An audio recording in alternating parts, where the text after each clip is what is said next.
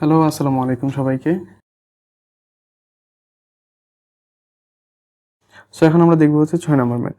6 নম্বর ম্যাথে বলছে হচ্ছে 5 কিউব মাইনাস 5 স্কোয়ার, আর এই পাশে বলছে হচ্ছে অনলি 5। তার মানে এখানে কিছুই করার দরকার নেই আমাদের, যেহেতু এটা শুধু 5। আমরা শুধু এখন দেখব যে এতে কি হয়। এতে যদি নেগেটিভ হয় তাহলে এটা বড়, এতে যদি পজিটিভ হয় তাহলে হচ্ছে দেখতে হবে যে 5-এর থেকে বড় না 5-এর থেকে ছোট। সো এখানে অনেকেই যে ভুলটা করে যে 5 কিউব মানে এখানে 3টা 5, তো 5 স্কোয়ার মানে এখানে 2টা 5 চলে গেল, একটা 5 থাকলো, অ্যান্সার হবে সি। এটা কিন্তু রং, এটা রাইট না। 5 কিউব মানে হচ্ছে 3টা 5 মাল্টিপ্লাই আকারে থাকবে, 5 ইন্টু 5 ইন্টু 5। 5 স্কোয়ার মানে হচ্ছে 2টা 5 মাল্টিপ্লাই আকারে থাকবে। 3টা 5 মাল্টিপ্লাই আকারে থাকলে 5 ইন্টু 5-এ 25, 25-এর সাথে 5 মাল্টিপ্লাই করলে হবে 125, 125 মাইনাস 5 ইন্টু 5-এ 25। তো 125 থেকে 25 মাইনাস হলে কত থাকবে? ডেফিনেটলি 100। এটা একটা পজিটিভ নাম্বার এবং 5 থেকে ডেফিনেটলি অনেক বড়। সো অ্যান্সার হবে এ। অ্যান্সার এ লিখলেই হবে, অ্যান্সারের নাম্বারটা কত আসছে সেটা লেখার দরকার নেই, তাহলে রং হবে, যেহেতু এটা হচ্ছে কম্প্যারিজন টাইপ কোয়েশ্চেন। সো এ বড় না বি বড়? আমরা এ বড় লিখলাম।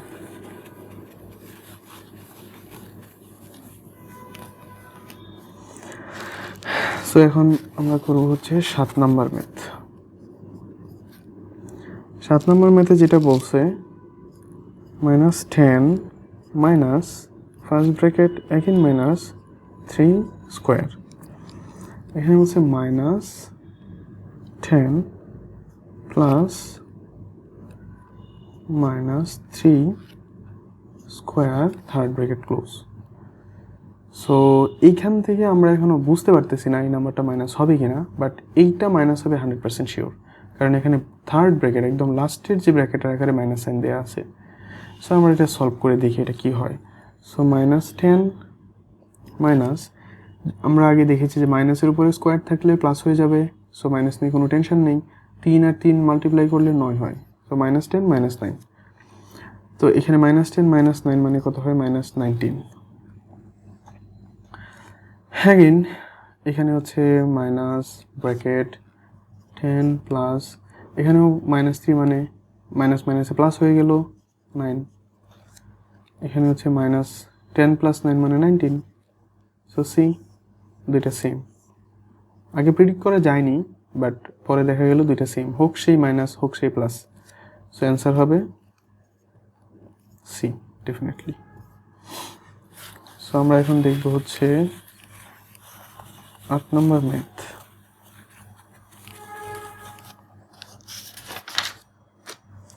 8 নম্বর ম্যাথটা একটু অন্যরকম, এটা একটু ট্রিকি।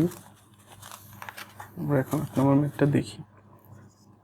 8 নম্বর ম্যাথ, 8 নম্বর ম্যাথে সিমিলারলি এ আছে এবং বি আছে। সো এতে অনেক বড় দুইটা নাম্বার 30, 3টা 0, 3টা 0। সো ব্র্যাকেট দেয়া আছে ইনটু, তো এখানে আবার লিখছে, আমি এটা নিচে লিখতেছি, ইনটু 2, 3টা 0, 3টা 0। এটা একটা নাম্বার, মানে এই নাম্বারটার সাথে এই নাম্বারটা মাল্টিপ্লাই করতে হবে। সো কোয়ান্টিটি বিতে লিখছে হচ্ছে 15,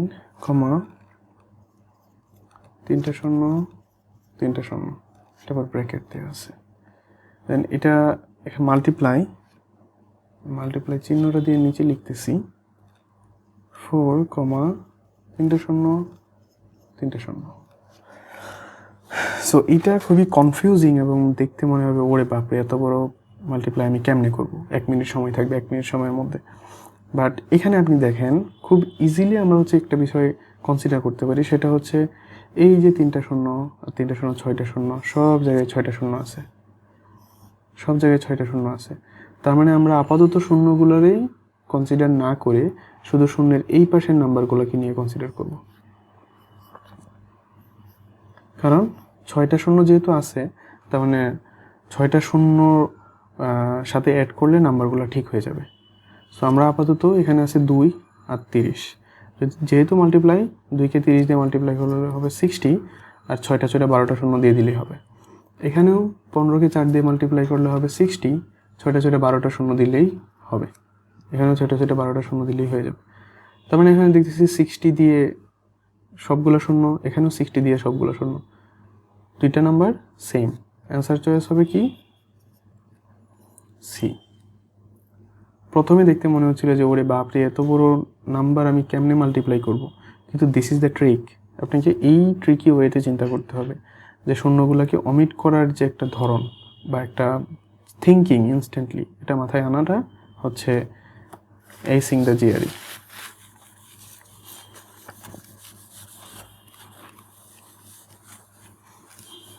এটা out of the box thinking করলেই হয়ে যায়। দেন হচ্ছে 9 নাম্বার। এটা আরও একটু বেশি কনফিউজিং। এখানে অনেক বড় একটা বক্স দেয়া আছে, বক্সের নাম্বারগুলো আমি লিখবো কিনা ভাবতেছি। 24। এখানে বলছে হচ্ছে what is the some of the number in the grid below. এই গ্রিডের সবগুলো নাম্বারের সামেশন করতে হবে, যোগ করতে হবে। সো এখানে নাম্বার আছে হিউজ 25টা ঘর, সরি 36টা ঘরের মধ্যে প্রচুর নাম্বার আছে, 36 রকমের নাম্বার আছে। সো এটাকে বললো সামেশন করতে 1 মিনিটের মধ্যে বা 2 মিনিটের মধ্যে। সো আমরা যদি একটু ডিপলি অবজার্ভ করি, এখানে আছে -2 -1 1 2, তার মানে এই -2 সাথে -2 কাটা যায়, 1 এর সাথে 1 কাটা যায়, যেহেতু প্লাস মাইনাস যোগ করতে গেলে ডেফিনেটলি প্লাসে আর মাইনাসটা মিলে ভ্যানিশ হয়ে যাবে। -4 এর সাথে কাটা, -4 এই 4 এর সাথে কাটা, -2 এই 2 এর সাথে কাটা। আপনারা এই ঘর পর্যন্ত কোনো কিছুই থাকবে না। দেখেন যে কোনো ঘরে, যেমন 8 -4 -8 -4 4 8, মানে এই ঘর পর্যন্ত কোনো কিছুই নাই। মিলাই দেখেন, শুধু সামেশন করতে হচ্ছে এই ঘরেরগুলো। সো এখানে 3 আর 5-এ, সরি 4 আর 3-এ হচ্ছে 7, 6 আর 8 হচ্ছে 14, তারপর হচ্ছে 9 আর 12 হচ্ছে 21, 16 আর 12 হচ্ছে কত 8 28, 20 আর 15 35, 24 আর 18 হচ্ছে 1 42। তো এইটার সামেশন যদি আমরা এখন করি তাহলে হবে এটা আনসার। এটার সামেশন হচ্ছে মোস্ট প্রবাবলি হবে 147। সামেশনটা করে নিয়ে আমার ভিতরে যুগে ভুলও থাকতে পারে।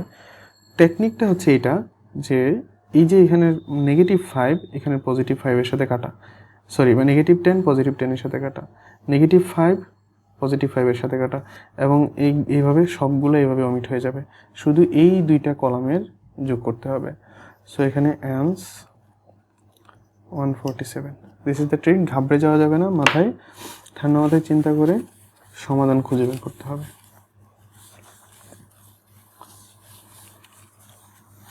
ঘাবড়ে গেলেন তো হেরে গেলেন,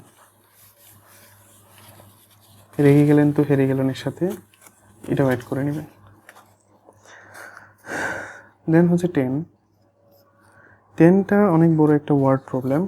এটাতে বলতেছে Molly worked at an amusement park over the summer.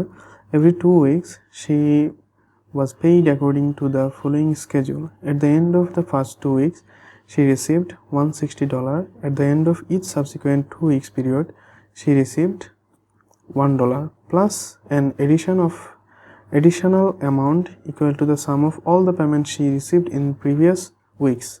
How much money was Molly paid during the full 10 weeks of summer? সামারের 10 উইকে মলির কত আর্নিং ছিল? সো এখানে বলতেছে যে সামারের 10 উইকে মলির কত আর্নিং ছিল। এখানে কয়েকটা বিষয় লক্ষ্য করতে হবে। প্রথমত হচ্ছে সে 2 সপ্তাহ পরে পরে পেমেন্ট পায়। প্রথম পেমেন্টটা ছিল হচ্ছে $160। পরবর্তী প্রত্যেক 2 সপ্তাহ পরে পরে তাকে হচ্ছে $1 দেওয়া হতো, প্লাস আগের সপ্তাহগুলোর যত টাকা দিছিল তত টাকা দেওয়া হতো। মানে প্রথম এখানে আমরা একটা চার্ট করে ফেলি, উইক, দেন হচ্ছে দিস উইক, তারপর হচ্ছে টোটাল। সো এই চার্ট থেকে আমরা এখন প্রথম যে 2 সপ্তাহ, প্রথম 2 সপ্তাহে সে কত পেমেন্ট পাবে? প্রথমে $160। তার মানে টোটাল তখন পর্যন্ত $160 থাকবে। পরে 4 সপ্তাহের মধ্যে সে কত পাবে? 160 প্লাস 1। তাহলে $160 প্রথম পেয়েছিল, এটার সাথে $1 দিল। তাহলে এখন টোটাল কত হবে? টোটাল হবে এই 160 প্লাস 1 প্লাস আগের সপ্তাহে ছিল 160 প্লাস 161 ইকুয়াল টু 321। দেন এটা গেল চতুর্থ সপ্তাহ। দেন ষষ্ঠ সপ্তাহে, ওকে, এখানে 6 সপ্তাহে কত হবে? এই যে 321 সাথে $1 ইকুয়াল টু হবে 322। 322 আর 321, 321 প্লাস 322 ইকুয়াল টু কত হয়? 643 মোস্ট প্রবলি। সো 8 সপ্তাহে এই যে 643, এই 643-এর সাথে $1, 643 প্লাস 1 644। এখন এই 644 আর 643 যোগ করতে হবে। 644 প্লাস 643, এটা কত হয়? 1287। আমি এটাকে একবারে 644 প্লাস 643, 1287। সো 10 সপ্তাহে এই 1287-র সাথে প্লাস 1 1288। তো এই 1288 এবং 1287, 1288 প্লাস 1287 টোটাল কত হবে? 2575। সো মৌলিক টোটাল আর্নিং ওই সামারের 10 উইকে হচ্ছে $2575। This is the answer.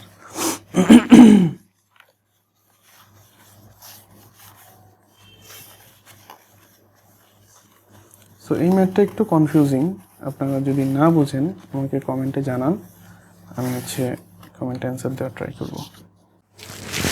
So 11 নম্বরে বলতেছে যে a book with 80,000 words cost $24 and a short story with 1000 words cost 1। এটা হচ্ছে টাইটেলটা। দেন কোয়ান্টিটি এতে বললো cost per word of the book, প্রত্যেকটা ওয়ার্ডের cost per word of the story book. তো 80,000 ওয়ার্ডের $24। সো $24কে হচ্ছে আমরা 80,000 দিয়ে ভাগ করব। এটা হচ্ছে কোয়ান্টিটি এ।